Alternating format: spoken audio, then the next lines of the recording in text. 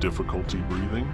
Chances are old Josephus has fired up his Masterbuilt 130 Bravo electric smoker. Using an excessively long extension cord and a pair of surge protector strips cuts the possibility of electrocution virtually in half.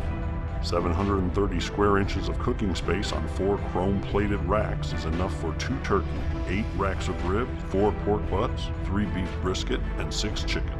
Not all at once. The side-mounted chip loader allows you to insert half a cup of wood chips without even opening the door. Simply adjust the time and temperature using the impossible-to-read digital control panel and set your smoker to savor. Or did that say scorch? Designed prior to the Clean Air Act of 1970, the exterior is a flat coal black, while the interior contains craftsmanship and charm reminiscent of a long-abandoned Rust Belt factory. Its insulated sidewalls and reinforced steel door make the Masterbuilt 130 Bravo the iron lung of smokers. Aftermarket exhaust sold separately. Is it simple to operate? Dang, man. That's a silly question when you're cooking with Josephus.